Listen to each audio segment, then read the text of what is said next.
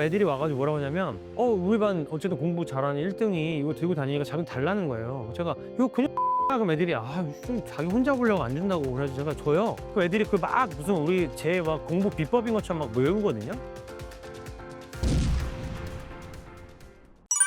무작정 문제 푸는 것보다 중요한 것은 무엇인가요? 이거를 많은 부모님들이 들으면 공감하실 거라고 생각합니다. 아이를 기르는 부모님도 공감하실 거예요. 일단은 아이가 말귀를 알아듣게 만들어야 해요. 솔직히 70~80% 아이들은 말귀를 알아듣지 못합니다. 이 말귀만 알아들어도 선생님이 하는 말을 듣고 그 말을 요약해서 머리에 집어넣을 수만 있어도 이거는 엄청나게 발전한 거예요. 근데 아무리 학원을 집어넣어도 어떤 아이들이 컨디션 좀 안 좋아서 이렇게 하고 있다가 얘기하자면 모르겠대요. 자기는 모르겠대요. 그리고 집에 와서 뭐라고 하냐면 선생님이 안 가르쳐줬대요. 정말 안 가르쳐줬을까요? 아니 어떤 선생님이 문제를 안 가르쳐 주고 문제를 풀려고 그래요. 내용을 안 가르쳐 주고. 근데 아이들은 뭐라고 하냐면 안 배웠다고 그래요. 근데 안 배웠다고 이렇게 확실하게 얘기하는 이유는 뭐냐? 자기는 들은 기억이 없거든요. 거짓말하는 게 아니고 자기는 들은 기억이 없어요. 그럼 거꾸로 말하면 뭐냐? 어떤 애들은 말귀를 한마디로 들려주 딱 얘기해 주면 그걸 알아들어요. 알아들어요. 근데 어떤 애들은 10번, 5번을 얘기해줘도 못 알아들어요. 이 못 알아듣는다는 게 프로세스가 이 말을 한국말을 못 알아듣는 게 아니고 그 말을 듣고 그 말을 요약해서 그 말을 내 삶과 연결시켜서 머릿속에 집어넣는 거. 기존에 가지고 있는 지식과 연결시켜서 집어넣는 거를 못하는 거예요. 이거를 해주는 게 가장 급선무라고 생각하거든요. 근데 이걸 어떻게 해줄 수 있을까요? 이거를 어떻게 하면 해줄 수 있을까요? 이거를 열린 질문으로 계속 질문을 해줘야 된다고 생각합니다. 열린 질문을 계속해서 여기서 중요한 게 뭐였어? 어제 뭐 했어? 즐거운 일은 뭐였어? 이거 왜 할 거야? 앞으로 이거 왜? 이런 질문 계속 해야 되거든요. 근데 생각해보면 아이들이 받는 질문은 되게 닫힌 질문이지. 생각해보면. 너 이거 왜 안 했어? 그럼 그거에 대만 하면 되잖아요. 너 숙제 어디까지야? 이거 다 몇 번이야? 다시 해. 몇 번 풀었어? 이렇게만 질문을 하거든요. 이런 친구들이 요약을 잘 못해요. 말귀를 못 알아듣는 거죠. 그러니까 만약에 우리 아이의 학습 능력이 떨어진다고 생각하시는 분들은 이게 학원 보내봐야 어차피 말귀 못 알아들어요. 어차피 못 알아들어. 그러면은 선생님 말할 때 이렇게 듣고 있다가 그냥 문제 풀 때 몇 문제 좀 익히고 오는 거거든요. 제일 중요한 건 뭐다? 말을 알아듣고 그걸 머릿속에 집어넣고 요약해서 말로 설명하는 연습이 안 되면 학습은 어렵다. 그리고 이게 돼야 일상생활과 나의 공부가 연결된다. 저는 이렇게 강하게 믿고 있습니다. 이게 부모님이 하셔야 되는 역할은 문제집을 풀거나 아이를 뭐 관리 감독하는 것도 중요하겠지만 훨씬 더 중요한 건 뭐냐면 아까 말씀드린 것처럼 말귀가 이 말이 통하는 아이로 만드는 거라고 저는 생각해요. 근데 단편적인 지식을 줘 가지고는 단편적인 지식을 주고 그걸 그대로 읊어봐라는 걸로 아이들이 발전하지 않거든요. 저는 부모님이 계속 해야 되는 질문들이 이런 토론이라고 생각해요. 이거를 우리는 이런 걸 토론이라고 하는 거예요. 토론을 하고 논리적으로 나의 논리가 깨져보고 내가 뭔가 요약을 해야 되는데 저 사람이 말하고 싶었던 건 이거는 내가 이렇게 오해를 했고 이런 연습이 돼야 되는데 제가 봤을 때 70~80%의 아이들은 이 자체가 안 되었다고 생각하는 거죠. 그러면 부모님들이 하셔야 되는 질문은 "책 읽어. 독후감 써." 이것도 이거에서 머물지 말고 "어떻게 생각하냐? 뭘 배웠냐? 여기서 어떻게 여기 이게 어떻게 활용되냐? 저건 뭐냐? 저건 뭐냐?" 이 질문을 해 줘야 된다는 거죠. 이 차이가 뭐 질문의 중요성, 뭐 질문을 받고 자라나 이렇게 막 이렇게 여러 명 얘기를 하잖아. 근데 이게 그냥 되게 뭐 밝고 건강한 아이를 키우기 위한 뭐 이게 아니고 정말 그 자체가 학습의 효율이다. 그렇지 않은 애를 이렇게 약간 멍한데 엄마가 대답해도 듣고 있다가 뭐 이게 얘기하거나 딴소리를 하는 아이들은 아무리 학습을 시켜도 이 효율이 오르지 않는다는 거를 꼭 기억하셨으면 좋겠어요. 공부 효율 확 끌어올리는 방법이 있을까요? 공부 효율을 올릴 수 있는 방법에 이제 세 가지를 들자면 첫 번째는 뭐냐면은 큰 틀을 먼저 그리는 그 습관이라고 생각합니다. 뭐냐면 제가 아이들한테 "자 공부 시작." 그럼 대부분 뭐 이렇게 해요. 이렇게 막 넘겨요. "자 뭐 했어?" 그럼 "어디 읽고 있어?" 그럼 모르겠대요. "자 지금 네가 읽고 있는 게 몇 단원이야?" 몰라요. 그냥 계속 읽어요. 그런데 공부 잘하는 애들은 이 큰 틀부터 잡는다는 거죠. 저도 제가 그래서 아이들한테 강조하는 게 뭐냐면 목차 외워라 목차. 목차 외우고 네가 설명을 해 봐라 이거거든요. 근데 제가 이거 교육의 민족에서 얘기했는데 제가 어렸을 때는 시험 기간이 되면 한 4주 전에 공부를 시작하기 전에 뭐부터 했냐면 목차를 뽑아서 들고 다녔어요. 근데 그 목차를 들고 다니면서 그냥 과목별로 목차를 들고 다녔죠. 이제 들고 다니잖아. 그럼 애들이 와 가지고 뭐라고 하냐면 우리 반 어쨌든 공부 잘하는 1 등이 이거 들고 다니니까 자기는 달라는 거예요. 제가 "이거 그냥 목차야." 그럼 애들이 좀 자기 혼자 보려고 안 준다고 그래 가지고 제가 줘요. 그럼 애들이 그 막 무슨 우리 제 막 공부 비법인 것처럼 막 외우거든요. 근데 사실 그게 목차예요. 근데 애들의 중요한 건 뭐냐면 애들이 그 시험 끝날 때까지 그게 목차인 줄 모른다는 거죠. 공부를 잘하는 아이들과 못하는 아이들의 차이의 가장 결정적인 게 뭐냐면은 큰 틀부터 이해하고 들어가느냐 내가 이 지식을 정리할 수 있는 서랍장이 있느냐 없느냐가 전 되게 중요하다고 생각을 하거든요. 이게 너무너무너무너무너무 차이가 많이 난다. 그래서 만약에 우리 아이가 공부를 시작하는데 잘 못한다 그럼 일단 목차부터 얘기하시는 게 효율의 가장 그 중요한 부분이다. 두 번째가 뭐냐면은 이게 뇌를 제가 배운 것들을 정리를 해야 되잖아요. 근데 제가 다른 그 책을 썼는데 놀라운 그 연구 결과가 있어요. 에딘버러라는 영국의 연구팀이 연구한 건데 어떤 사람들한테 글을 읽어줘요. 글을 읽어주고 한 팀은 10분 동안 쉬게 만들었어요. 이렇게 눈을 감고 쉬게 만들고 한 팀한테는 머리를 쓰게 만들었거든요. 어느 팀이 그걸 더 잘 기억 잘했을까요? 똑같은 글을 읽어주고 이 팀한테는 그 큰 10분 쉬게 하고 이 팀한테는 간단한 수학 문제를 풀게 했어. 어디가 더 기억을 잘하느냐? 이 시험 직후에는 비슷하게 기억을 했대요. 근데 일주일 후에 오니까 일주일 후에 와 가지고 다시 똑같이 기억하고 있는지 물어보니까 10분 동안 쉰 사람들이 훨씬 더 기억을 잘하더라는 거죠. 무슨 얘기냐면 학습과 학습 사이에 우리의 이 지식을 정리하는 일들이 벌어진다. 근데 문제가 뭐냐면 두 가지 문제가 있는데 요즘 아이들은 이 학습과 학습 사이가 없어요. 계속 뭔가를 해. 그 아이들이 번아웃이 온다는 게 저는 그런 거라고 생각하는데 이 정리가 안 돼요. 근데 이 시간이 어머니 애들 불쌍하잖아요. 쉬게 해줘야죠가 아니고 뇌과학적으로 학습적으로 그 시간이 없으면 애들은 머리에 이걸 집어넣을 수가 없는 거예요. 이 시간이 꼭 필요하다. 마치 우리가 이삿짐을 집어넣는 게 끝이 아니라 이삿짐을 정리하는 시간이 필요한 것처럼 밖에 보면 이삿짐 트럭이 없지만 이걸 정리하는 시간이 필요하잖아요. 그 시간이 아무것도 안 하는 시간이다. 두 번째가 뭐냐면 핸드폰이에요. 제가 애들한테 늘 얘기하는 게 이제 쉬는 시간이에요. 쉬는 시간에 애들이 쉰다고 핸드폰을 한단 말이에요. 저는 핸드폰은 쉬는 게 아니고 뇌를 정말 전속력으로 달리는 시간이라고 생각합니다. 이게 정말 그냥 미친 듯이 달리는 거예요. 미친 듯이 달리는 거예요. 이거를 정말 애들한테 어떻게 얘기하냐면 축구를 하다가 잠깐 쉬라고 했더니 저기 가 가지고 농구를 하고 오는 거다. 저는 이렇게 생각하거든요. 근데 제가 애들한테 맨날 얘기하는 게 제발 쉬는 시간에 핸드폰 하지 말아요. 차라리 공부 시간을 까, 차라리. 왜? 공부 시간을 까면 그 남은 공부 시간은 차라리 저장이 될 텐데 니네가 쉬는 시간에 핸드폰 하는 순간 남는 게 하나도 없는데. 근데 여러분 이거 되게 심각하다는 거 꼭 기억하셨으면 좋겠어요. 아이들이 이 아까 말했던 말을 못 알아듣는 것도 저는 연관돼 있다고 생각하거든요. 이 뇌가 정리할 시간이 없다는 거. 요거 되게 중요하다고 생각하고요. 세 번째가 공부 효율을 올리는 제일 좋은 방법은 뭐냐면 아무리 시간표를 짜봐도 공부를 하는 데 있어서 시간은 부족해요. 게다가 제가 학교 갔다 오고 학원 갔다 오고 나머지 시간에 공부해봐 다른 애들이랑 별로 시간 차이 나지도 않아요. 게다가 그 시간까지 애들이 공부를 한다? 저는 더 이상 역전할 방법이 없는 거죠. 그러면 한마디로 이 공부할 수 있는 효율을 올리는 방법은 일상생활에서 생각하는 수밖에 없어요. 일상생활에서 배운 걸 써먹고 일상생활에서 배운 걸 또 기억한다. 이게 오해하시는 게 버스 타고 가면서도 뭐 종이를 적어가면서 뭐 단어를 외운다 이런 것만 생각하시는 분들이 있는데 그게 아니고 정말로 내가 배운 거를 써먹어 보는 습관을 알려주는 게 공부 효율에 있어서는 이 기억하는 데 있어서 3배, 4배는 정말로 이게 올라간다고 생각합니다. 왜냐면 우리 뇌는 우리 해마를 속여야 되거든요. 우리 해마가 이게 중요한 정보야, 안 중요한 정보야를 해마가 판단할 때 우리가 이거 중요한 정보야 라고 말할 거면 나 이 정보 또 쓸 거야. 나 이 정보 자주 쓰잖아. 중요한 정보라고 라고 말해주는 게 가장 좋은 방법이거든요. 근데 이거를 하는 좋은 방법은 뭐다? 방금 말씀드린 것처럼 계속 쓰면 된다. 일상생활에서 쓴다. 내가 시간 속력 거리를 배웠어. 그럼 집에 가면서 자, 저 차의 속력은 얼마나 될까? 자, 그러면 부산까지 가는데 만약에 5시간 걸리는데 그 부산까지 거리 500km. 그쵸? 그러면 속력 얼마? 이런 것들을 계속 생각해 보게 만들어 주는 거. 이게 저는 결국은 공부 효율을 올리는 3가지 방법이고 이 3가지 방법이 재능을 뛰어넘을 수 있다. 수학 집중력이 약한 이유는 뭘까요? 수학이 집중력이 이제 약한 게 한 2가지 정도가 있는데 첫 번째는 진짜 이해를 못하는 거예요. 이해를 못하는데 어떻게 집중력이 좋겠어요. 이해를 못하면 집중력이 좋을 수가 없어요. 그러면 얘가 집중력이 안 좋다는 거는 지금 이 단원을 이해 못하는 게 아니고요. 저쪽을 이해 못할 가능성이 굉장히 높기 때문에 이거고 그 집중력을 좀 개선하기 위해서는 저쪽을 다시 한번 해야 될 가능성이 있고 지금 아마 질문의 의도는 다른 과목보다 유독 좀 수학이 더 못할 수 있다라고 생각하시기 때문에 물어보신 거라고 생각해요.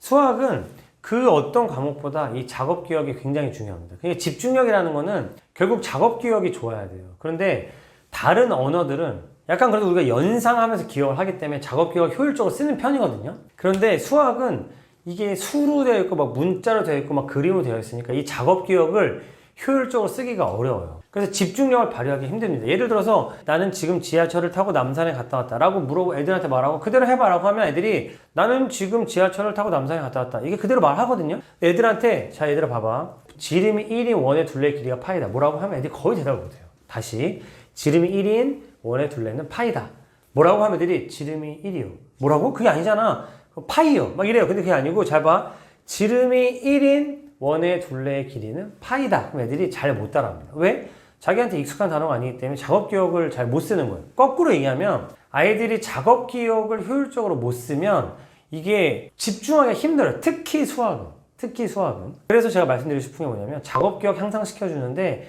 굉장히 많은 노력을 하셔야 돼요. 그게 뭐냐면 좋은 방법이 뭐다? 글쓰기와 암산이다.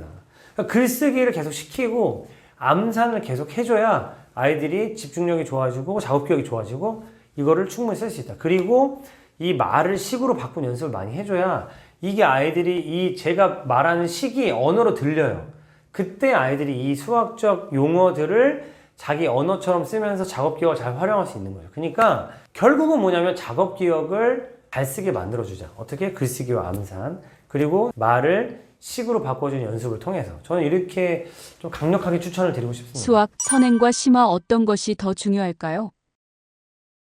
근데 선행은 하면은 뭐 불리할 게 뭐가 있겠어요. 선행을 하면 유리하죠. 근데 이제 모든 선생님들이 저를 포함한 모든 선생님들이 뭐라고 하냐면 과도한 선행은 좋지 않다고 얘기하는데 선생님들마다 그 과도한의 이제 기준이 굉장히 다른 거예요. 과도하지만 시키세요 하는 사람은 아무도 없어요. 다들 과도하지 않은 선행은 필요하다고 얘기해요. 근데 그 과도한 게 뭐냐? 결국 이 정의잖아요.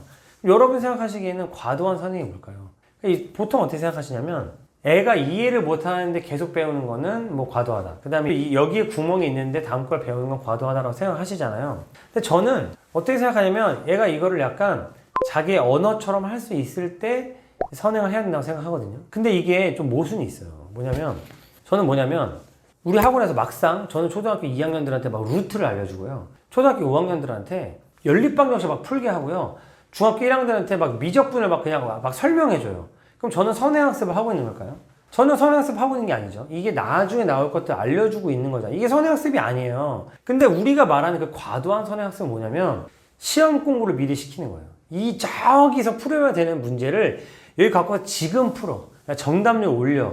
이거 오답률 낮춰. 실수 줄여. 이게 저는 과도한 선행이라고 생각하는 거거든요. 그러니까 저는 어떻게 생각하냐면 오히려 많이 알려줘라. 루트도 알려주고 제곱근 뭐 개념 알려주고 그다음에 2차 방정식도 알려주고 함수도 알려주고 얼마나 재밌어요? 좋죠. 근데 이 문제집 갖고 와서 막 풀어가지고 너 이거 빨리 해. 이거는 저는 불필요하다고 생각해요. 근데 제 이 말에 힘을 실어주고 있는 게 요즘 교과 과정, 교육 과정, 입시 제도가 엄청나게 많이 바뀌고 있어요. 엄청나게 많이 바뀌고 있어서 이제는 선행하고 와가지고 선생님이 풀어준 문제 착착착 풀어버리는 애보다 선생님이 내준 그 의도대로 아이가 수행평가를 실시하고 그 문제 그대로 풀어내는 선생님의 수업 시간에 풀어준 그 문제들을 잘 기억하고 내신 때 잘 그거를 기억해서 풀어내는 아이들이 오히려 대학을 잘 가는 입시 제도로 바뀌고 있거든요. 이게 아무리 우리가 입시 제도를 불신하더라도 이게 돌아갈 수 없을 정도로 좀 이쪽 방향으로 가고 있다. 이거 다들 느끼실 거예요. 그래서 지금은 선행보다는 조금 초등학생인데 공통수학 막 다 해야 돼. 이런 거는 제가 봤을 때 이제 무리하고 이걸 떠나서 무의미하다. 그 시간에 이제 아이의 역량을 길러줄 수 있는 다른 활동을 하는 게 훨씬 더 유리하다. 1년에서 1년 반 정도를 보고 그냥 미리 공부하고 이거를 좀 이렇게 익숙한 개념을 예습으로 하고 하면 참 좋겠다 생각을 저는 하고요. 이건 아마 저만 느끼는 건 아닐 거예요. 모든 사람들이 이제 비슷하게 느끼고 있는 그런 변화라고 초등 입학 생각합니다. 전 수학 공부 어디까지 해야 할까요? 초등 입학 전에 구구단을 외우는 거랑 초등 입학하고 나서 구구단을 외우는 거랑 예를 들어서 어느 쪽이 더 효율적일까요? 당연히 초등 입학하고 나서 초등 입학 전에 막 10시간 동안 해야 될 거를 초등 입학 후에 한 2시간이면 하게 되는 일들이 굉장히 많거든요. 그러니까 저는 나중에 하면 쉬울 일을 땡겨가지고 너무 고생하는 게 안타깝다고 생각해요. 그러면 이런 것들을 하지 않아도 아이들이 할 수 있는 수학적 머리를 늘려줄 수 있는 활동들이 있잖아요. 뭘까요? 18 곱하기 9의 뜻을 알려주고 18을 18번 더하게 만들어주는 거예요. 더하기 정도는 아이들이 할 수 있거든요. 왜? 손가락으로 세면 된단 말이에요. 그러다가 아이들이 하다 보면은 18 더하기 18 하다 보면은 잠깐 18은 더하다 보면 20은 잠깐 갖다 놓고 30도 갖다 놓고 이런 개념을 충분히 생각할 수 있기 때문에 더하기 빼기 가지고 노는 거는 전 충분히 할 수 있다. 그런데 그럼 곱하기 나누기는 구구단 미리 외워야 되는 거 아니냐? 초등학교 저학년 때, 오히려 초등학교 들어가기 전에는 곱하기의 개념을 구구단으로 알려주지 말고 덧셈을 활용해서 곱셈을 효율적으로 하는 방법을 자기 스스로 찾게 해주는 게 훨씬 더 유익한 활동이다라고 저는 생각을 하거든요. 저는 이제 그런 거 많이 했으면 좋겠고, 특별히 이거 있잖아요. 아빠가 사탕 3개가 있는데 아빠가 사탕 2개를 더 가져왔어. 그럼 아빠 사탕이 몇 개가 되게? 5개. 이걸 식으로 말하면 뭐가 되게? 3 더하기 2 이런 훈련들. 그러니까 이거를 사칙연산을 내 일상생활과 연결시키고 그거를 식을 말을 식으로 바꾸는 요 연습을 하는 게 저는 훨씬 더 유리하다고 생각합니다. 그리고 실제로 그게 더 나중에 퍼포먼스가 좋아요. 그래서 문제집 풀고 막 무슨 구구단 외우고 이 대신에 이런 활동. 아이가 수학 공부 필요성 느끼지 못한다면 어떻게 해야 할까요? 부모님들은 어떻게 생각하세요? 부모님들은 정말로 수학을 잘하는 게 인생에 필요하다고 생각하세요? 아니면 그냥 입시를 위해서 한다고 생각하세요? 저는 이게 부모님들한테 항상 자주 물어보거든요. 저는 수학을 잘하기 때문에 회사에서 대표이사 표창도 4번 받았다고 생각합니다. 수학을 잘해서 대표이사 표창을 받은 게 회사에서 수학 잘했다고 대표이사 표창을 주지 않았을 거잖아요. 잘 생각해 보시면 수학을 잘하는 사람은 뭐든지 잘할 수 있다고 저는 생각해요. 왜냐하면 수학 문제를 풀려면 다른 과목들과 달리 수학 문제는 일단 문제를 잘 이해해야 돼요. 그리고 수학 문제는 전략이 필요해요. 뭐냐면 내가 여기서 물어보는 게 뭐냐, 이걸 풀기 위해서 준 힌트가 뭐냐, 내가 모르는 게 뭐고 그걸 구하기 위해서 나한테 필요한 게 뭐냐, 그럼 이걸 문제 풀다가 판원 함정이 뭐냐, 내가 만든 답을 어떻게 검증할 수 있겠냐, 이 프로세스를 거쳐야 돼요. 그리고 아까 말한 대로 다시 한번 이 답을 다시 한번 검증하는 과정을 거치고 꼼꼼함이 있어야 수학 문제를 풀거든요. 이걸 저는 문제 해결 능력이라고 생각하는 거죠. 문제 해결 능력이다. 이 수학 문제를 풀 때 그냥 유형별로 푸는 건 저는 의미 없다고 생각하고, 모르는 문제를 접했을 때 이 문제를 파악하고 이해하고 그 문제를 풀기 위한 전략을 세우고 나한테 부족한 게 뭔지 메타인지를 발휘해가지고 잘 생각해보고 그거를 활용해서 문제를 푼 다음에 그거를 잘 수행하고 그거를 가지고 다시 검증해. 이 과정을 할 줄 알면 모든 과목을 잘할 수밖에 없고, 이 과정을 잘하는 사람은 저는 나중에 회사에 가서 일을 잘할 거고 교수님이 돼서도 연구를 잘할 거라고 생각해요. 이거를 가르쳐주는 과목, 문제 해결 능력을 가르쳐주는 과목이 뭐냐? 저는 그냥 수학이라고 생각하는 거죠. 수학을 잘하는 사람은 똑똑해진다. 그러니까 똑똑하게 만드는 게 목표인 과목은 수학밖에 없다. 저는 그렇게 생각합니다. 더 현실적으로 얘기하면요, 고등학생들한테 이렇게 얘기해요. 수학 못해도 괜찮다. 왜 수학 못해도 수학 필요 없는 직업 택하면 되죠. 과학 못해도 괜찮아. 왜? 과학 못해도 괜찮은 직업 택하면 되잖아요. 그죠? 영어 못해도 괜찮아요. 왜? 영어를 못해도 괜찮은 과목을 택하면 되잖아요. 근데 문제는 이런 게 계속 쌓이다 보면 선택지가 점점 좁아지거든요. 그런데 의외로 수학을 못했을 때 날아가는 그 포션이 굉장히 넓어요. 그리고 수학을 잘했을 때 넓어진 선택지가 굉장히 넓어요. 저는 고등학생들 이렇게 얘기해요. 안 해도 돼. 수학 못하면은 안 되는 그 직업만 안 가지면 되지. 근데 그게 생각보다 너무 많아. 네, 이렇게 저는 얘기를 좀 하는 편이에요. AI 시대일수록 수학을 잘하는 게 왜 중요한가요? 저는 어떻게 생각이 드냐면 아까 그 얘기인 것 같아요. 그러니까 수학이 모든 학문들의 약간 기본이 되고 막 약간 이런 인식들이 있고 되게 이론적이고 되게 약간 뜬구름 같은 얘기들이 있었어요. 근데 이거는 약간 기본기 이런 걸 떠나서 이제 사회가 바뀌어가지고요. 진짜 수학을 전공한 사람이 너무 많이 필요해요. 그냥 수학을 전공한 사람이 너무 많이 필요합니다. 그래서 수학을 전공한 사람을 뽑으려고 회사들도 난리예요. 반도체 회사들도 AI, 그 다음에 여러 가지 이제 공정에서 이제 여러 가지 계산하는 것들이 수학과 필요하고요. 두 번째로 금융, 부동산, 투자, 이제는 이것들이 다 경험으로 극복할 수 없는 단계에 갔어요. 경험으로는 잘할 수 없습니다. 그걸 넘어가야 돼요. 바둑도 그렇잖아요. 바둑을 많이 둔 저 지긋하신 할아버지가 절대 AI를 이길 수 없는 시대가 됐고, 사람들이 이걸 인지하는 것 같아요. 내가 아무리 열심히 발로 뛰어도 이 데이터들을 수집하고 분석하고 여기서 의미를 찾아내고 그걸 활용할 수 있는 방법을 찾는 거는 이제 더 이상 발품으로 해결되지 않는다. 심지어 저는 저영업부 박사잖아요. 제가 박사학위를 딴 게 10년 전이에요. 근데 제 지도 교수님이 어떤 연구를 시작하셨냐면, 그때 실험을 내가 직접 하지 않고 전 세계에 있는 논문 데이터들을 싹 긁어 와가지고 내가 하는 실험의 예상 데이터를 미리 내주는, 내가 하지 않은 실험까지 얘가 다 예측해주는 그런 툴을 만든 연구를 벌써 몇 년 전이죠? 한 10년 전에 시작하셨어요. 이제 그런 시대가 온 거죠. 그러니까 수학을 잘하는 것만이 방법은 아니지만 이제는 내가 한 명의 역할을 할 수 있는 게 10명이 20명의 역할을 할 수 있는 그런 세상이 됐어요. 여러분 다 느끼실 거예요. 근데 그걸 가능하게 하는 게 뭐냐? 바로 수학이다. 그게 바로 수학이라는 거죠. 그러니까 알고리즘이라는 거거든요. 알고리즘을 알려주는 과목은 뭐다? 수학이라는 거죠. 이거를 저는 정말 뼈저리게 느끼고요. 그리고 이제 아마 그 교수님은 이제 AI에 좀 더 특별하게 좀 생각하신 것 같은데 이거는 확실해요. AI를 하고 싶으시잖아요. 그러면 수학과 그러니까 AI 전공과 뭐 생기겠죠. 앞으로 또 AI가 인기니까 뭐 AI 무슨 융합 뭐 창의공학과 뭐 막 생기겠죠. 이름 멋있게 지어서. 근데 AI를 하는 과는 어디냐? AI는 알고리즘이잖아요. 그냥 그거는 그냥 수학과다.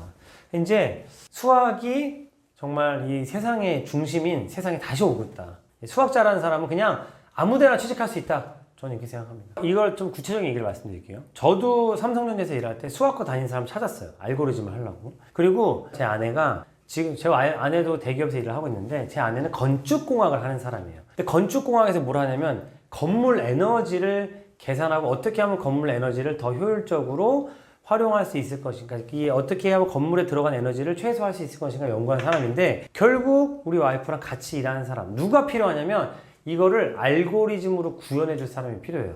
우리의 아이디어들을 뭘로 구현해 줘야 되냐면 이제는 다 이렇게 식으로 쓰고 뭐 PPT 만드는 게 아니에요. 이제는 우리 아이디어들이 다 알고리즘이나 이런 어떤 프로그램을 완성이 돼야 되거든요. 그래서 와이프는 수학과에 나온 사람들한테 이 일을 시키는 거죠. 와이프가 아이디어를 생각해내고 그 아이디어를 그대로 알고리즘으로 구현해 주세요 라는 거를 수학과 사람들이 하고 있어요. 이거를 우리 와이프만 하고 있을까요? 전 세계에 있는 모든, 그러니까 예를 들면 정말 IT 기업들은 말할 것도 없고요.